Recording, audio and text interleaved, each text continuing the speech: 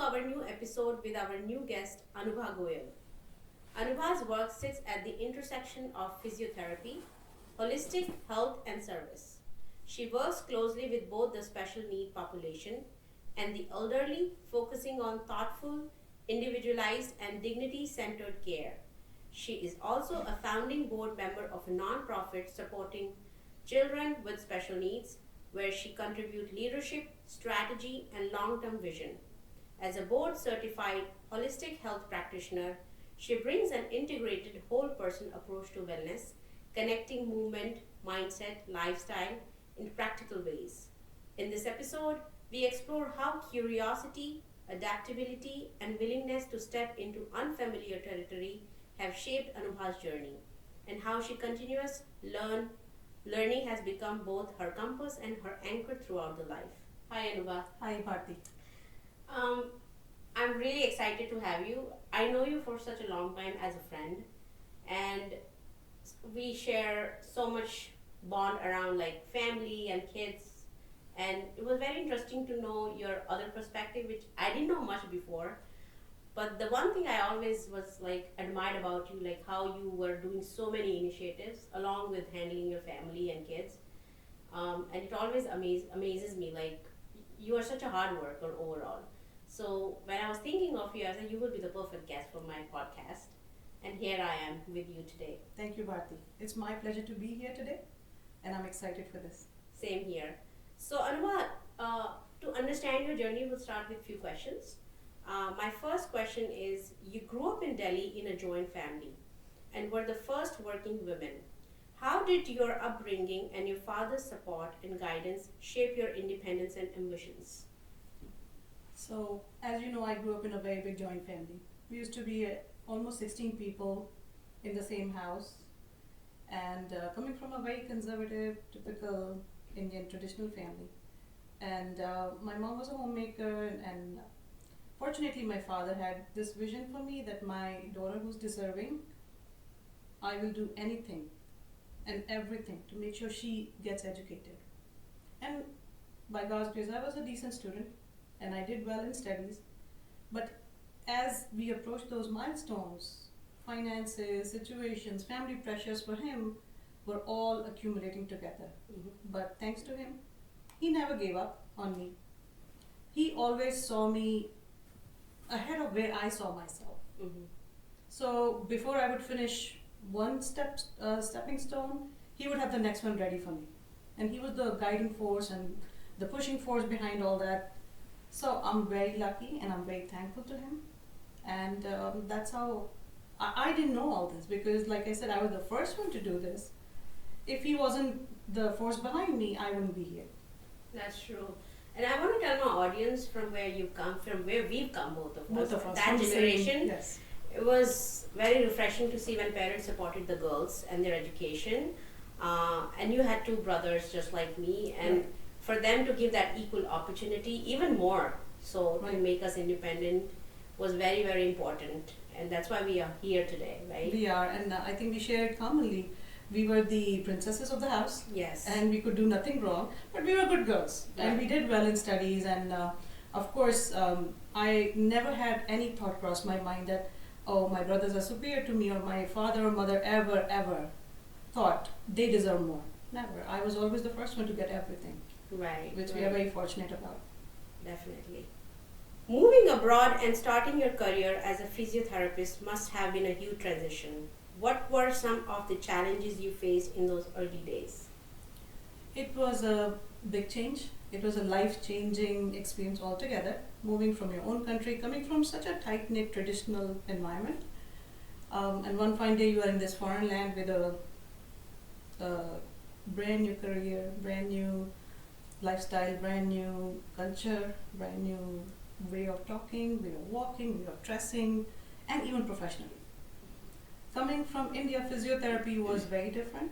When I came here, I'm like, oh, I've been a very good student, I've taught in physical therapy colleges, I'll be fine.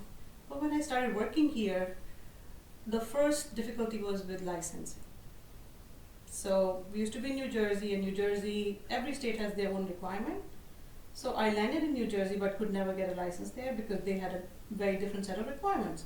So I used to have long commutes, but I never gave up. One thing I have to say, it never looked like difficulty to me because of how I was brought up.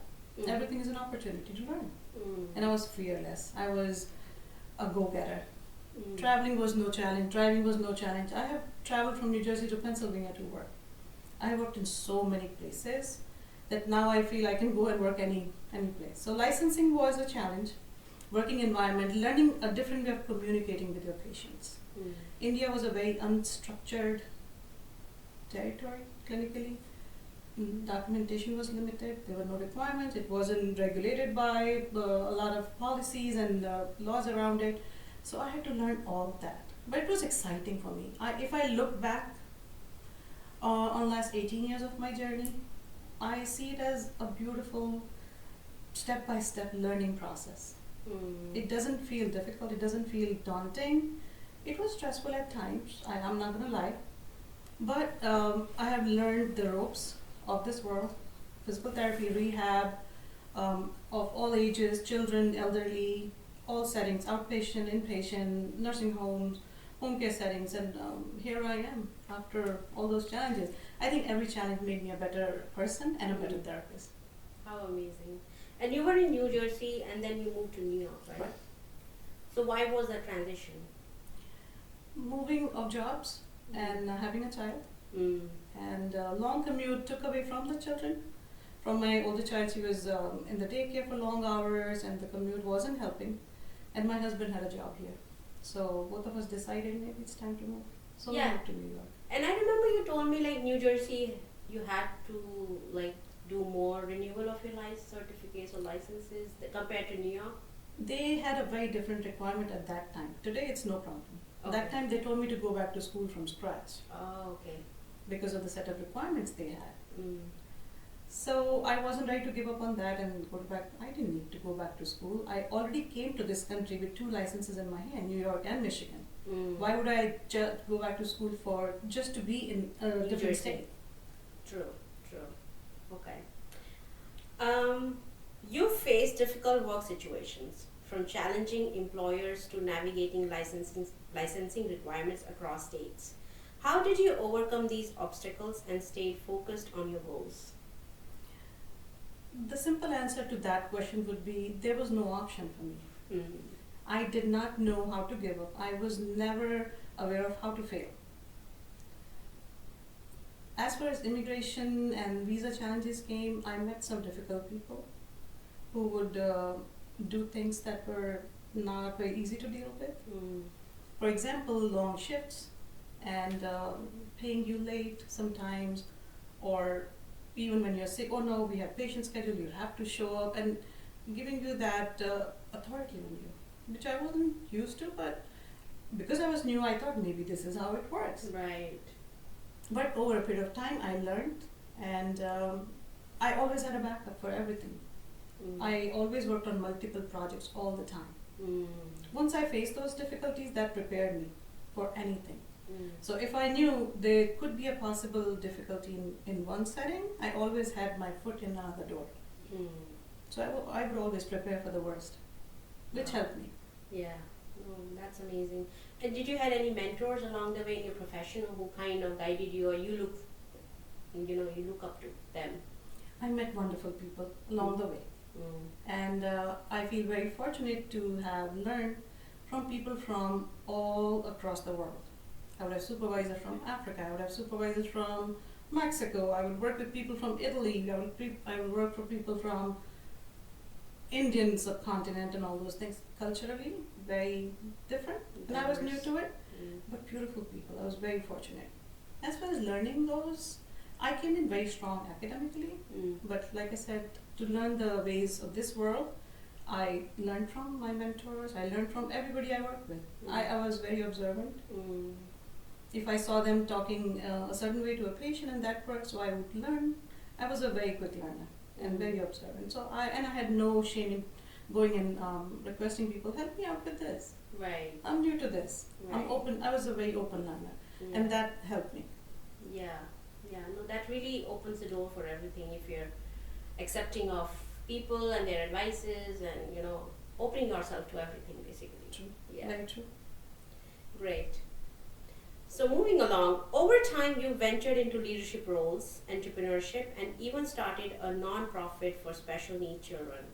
What inspired you to take these risks, and what did you learn along the way? I could see myself growing by knowledge. When I entered just as a therapist in a setting, I would find myself trying to solve problems for the team. Mm. And I would always take up new projects. I would volunteer for them, even if that did not uh, fall into my premise, but I would say, I can help out just to learn. So as the journey went by, I was again fortunate to land up into these roles. And to me, they taught me. To me, it gave me the grounding experience. It gave me that patience to deal with a big team, to deal with special needs kids.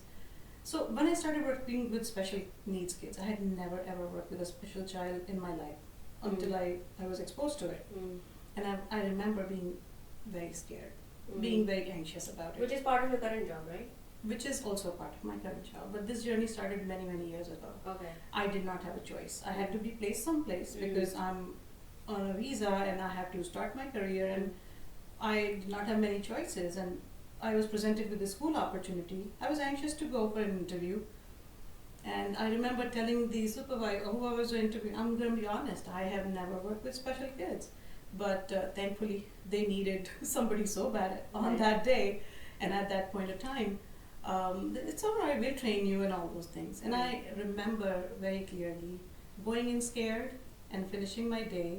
I was sitting and crying, but the feelings I had after that, I felt very connected.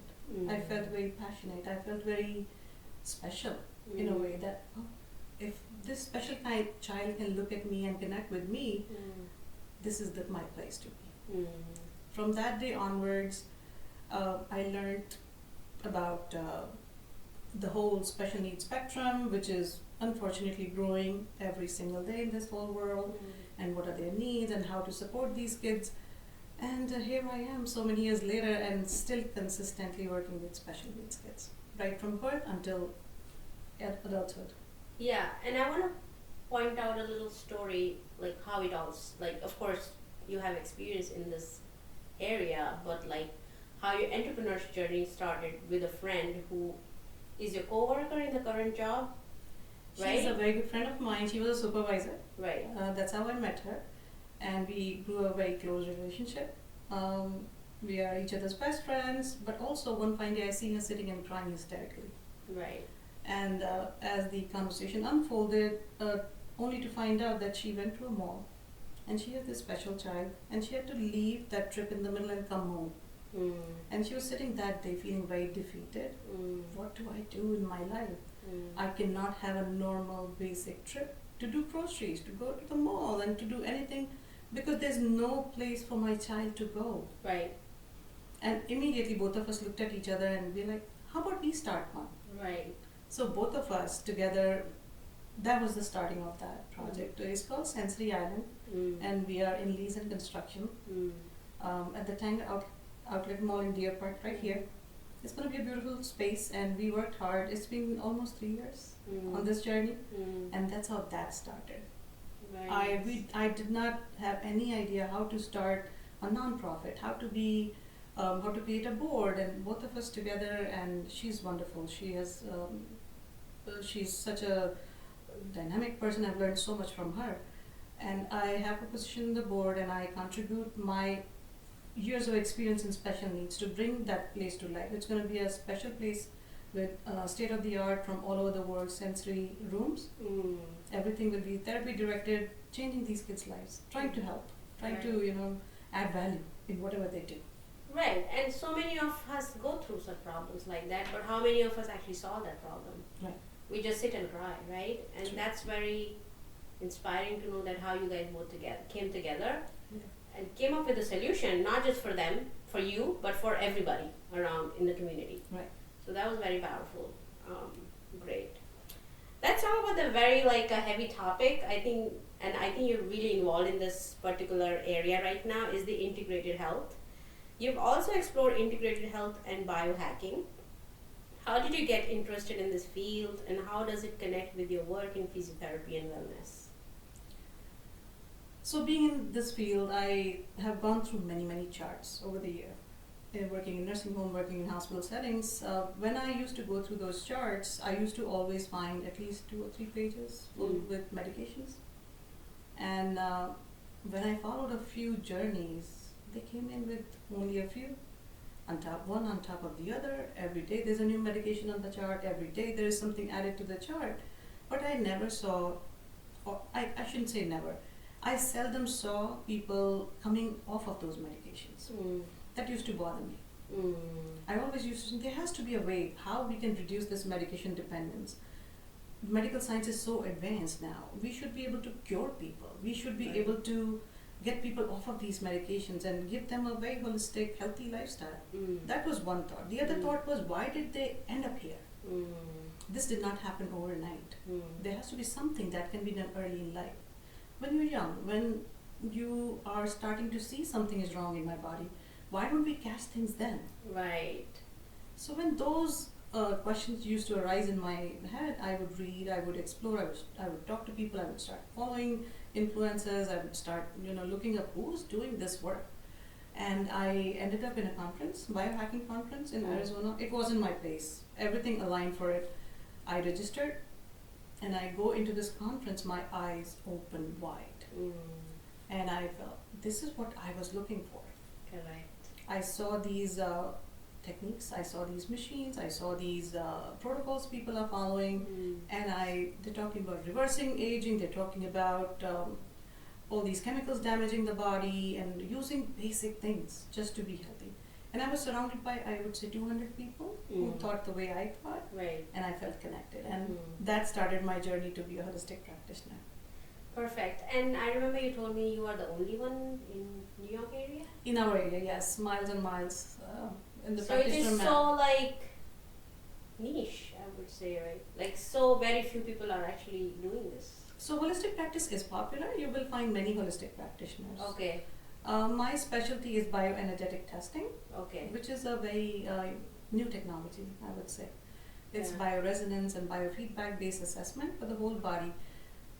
What it does is, using your biofeedback, it identifies metabolic patterns and kind of senses the changes in the body, emotional patterns, toxin profiles, even scans your genetics and what are you predisposed to based on your genetics, and tells you and helps you to catch things before they become problems.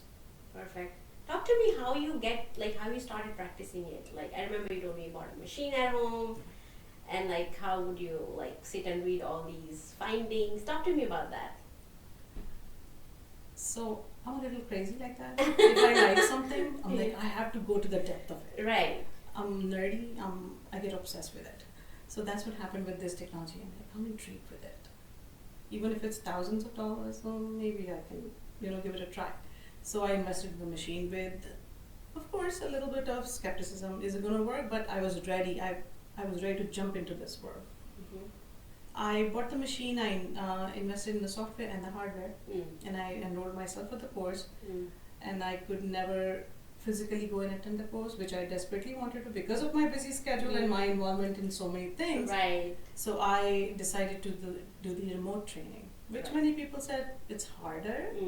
It's okay. I would stay up at night, I would wake up early, I would do it over the weekends.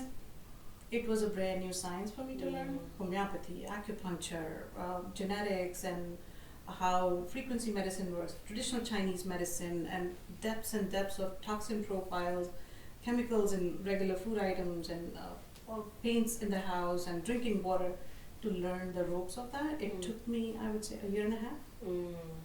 Then I would experiment with the machine, with my family and myself and my friends. Yeah, talk to me about your younger daughter. My younger daughter, she had a fracture. Right. She was ice skating. Right. And she was almost there. The day she did her first stride and felt confident, next thing you see, boom, she's on the ice and she broke a bone. Correct. I wasn't with her. My husband FaceTimed me, and I'm looking, I'm like, that's a broken bone. She needs to go to the hospital. It was a displaced fracture. We decided not to go for the surgery. The doctor said, let's try it just with plaster. Correct. She was non-weight bearing for, I would say, a good 3 months. Mm. Kids usually heal early, but this type of fracture takes long. Longer. Mm. And being a physical therapist, I did everything under the sun to make sure my daughter is back in Shape, yeah. in the gym class. Correct. It took me, I'm watching 6 months, 8 months, doing everything with her. I don't see the confidence in her that she can put full weight on that leg and run with it. Mm. Once I got the machine and I'm just playing with it, it has a laser attachment, it improves healing. I'm like, let me try on her. Mm. So I did a scan on her. I loaded the laser with the frequency that the machine suggested, and I went and did the treatment. How bad could it be? Correct. I did that for 2 or 3 days. Friday comes, the girl comes home crying from school. Like, oh my God, maybe I did something wrong. Maybe I should stop practicing. Correct. Only after talking to her, she said, Mom, it hurts because I ran in the gym today. Mm. I was jumping with joy. Mm. Like, this thing, whatever I hoped it to be, whatever I learned it is about, this is my evidence. Right. Right. The girl who could not run in the gym, I couldn't help her heal. That was your first success. My first ever success. Yeah. So And how did you find more people to treat? I don't find more people. In a way, I would say people find me now. Okay. But I'm not a seller. Primarily, I'm not a business. This is like a person. side hobby. I wouldn't call it a hobby. Okay. I think it's my passion. Okay. I think it's another tool in my toolbox Okay. to be able to help people, Okay. and makes me a better therapist, makes me a better healer, I would say. But once I realized the potential of it, now I needed something to make it more You want to expand credible. it bigger. more credible. So I went and certified as a board certified holistic health practitioner. Okay. Got it. Because now it wasn't only an adjunct to what I do. Mm. After I saw the potential of it and I started seeing people at home, I would do it complimentary for people, and I started seeing life-changing results with people. Mm. And is it in insurance covered or no? Unfortunately, no. I'm on most of the panels, but I can't bill insurance because insurance does not cover wellness services. Okay, got it. Well, that's a pretty incredible journey you had with this. And when I was talking to you, I was like, I've never heard of something like this, but this sounds very it's like very crazy idea to start with, but it is really solving the problem without taking so many medicines and solving it properly from the root, not really like just you take medicine and you feel better and then it comes back again. So it was very powerful to know that. So that was interesting. You've always embraced new opportunities and challenges. What drives your curiosity and keeps you excited to explore different paths in your career and life? Let me think. It's a recipe formed by ingredients, genetics. Right. I come from parents who are driven and who've never given up on anything and always instill that positivity and excitement for life. The other thing was God's grace and my fortune that whatever I put my foot into, I've tasted success. Thankfully, success is sweet, Right. and it motivates you to do more. Right. And the attitude that I have, that comes from working with special needs kids. Right. And I've seen, I think, enough adversity that I feel so grounded, and I don't leave any opportunity to learn anything new that can make me a contributor to this world. Anything that I can do to help anybody in this world, clinically, socially, emotionally, I'm here. And the more tools I have, the more I can help people. Right. That's the attitude I have, and that gives me that physical energy also. Because there are times I don't get 8 hours sleep. I can't recall the last time I had it. Yeah. But working hard and seeing the reward, I think that's my motivation. Perfect. And I want you to tell that story. I think it was very interesting and powerful. Remember you went for the job and you thought you wouldn't be selected. You said, let me just try. Tell me about that. That was pretty interesting. So I'm in a very unique position in a school district. Those jobs don't come out. You won't meet many people who are full-time employed in that kind of a situation. And I was working in a clinic that day and I had a list of patients scheduled. And when I applied for this job, I never thought I would get a call back. I was randomly just sitting, like people apply for multiple jobs. Right. That was one of them.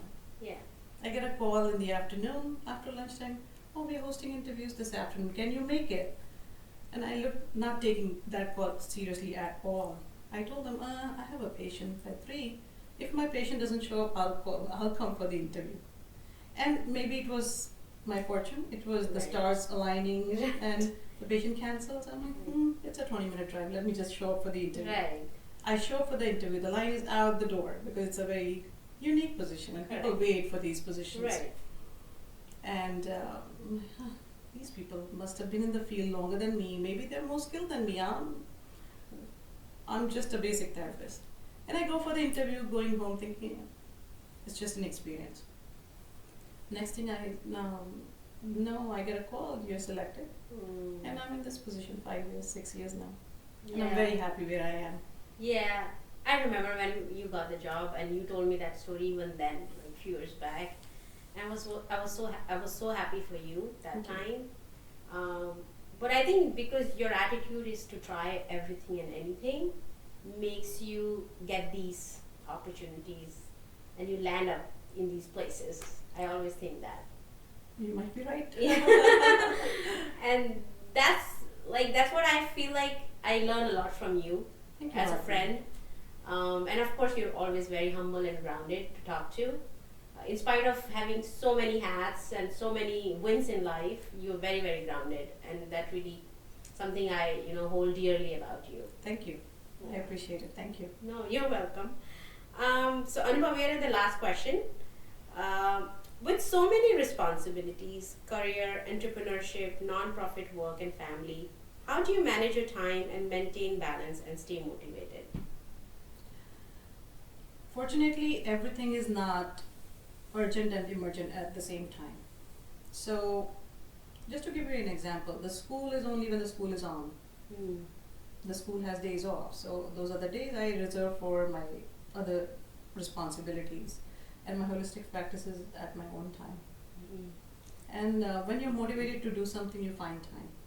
It's all about how badly you want it. Yeah, that is true. It becomes challenging, I'm not gonna lie. I find myself running short of time, running short of hands, running short of everything, even sanity sometimes, but I never want to give up. I wouldn't want it any different way. That's true. Yeah, I think the never give up attitude is something which takes you a long way. It sure does. And it is taking you too. I mean, you're a live example. Thank you. So I think, Anubha, the bold choices and the commitment you have, the bold choices you made and the commitment you have around, people that you circle, like around the people you have in your life, I feel like, and using your skills to enhance everybody's life I feel like is very, very important part of you. And you're doing a great job, and we are very proud of all your accomplishments, and we cannot wait to see how this integrated health journey that we've taken on gonna roll, and we wish you best of luck. Thank you so much. And the example of people around me is also Bharti. I'm very lucky to be surrounded by people like you who are always encouraging, and you're trying different things too. Yeah. I truly appreciate that about you also. Thank you, Anubha, and thank you for coming to our podcast. It's my pleasure. Thank you.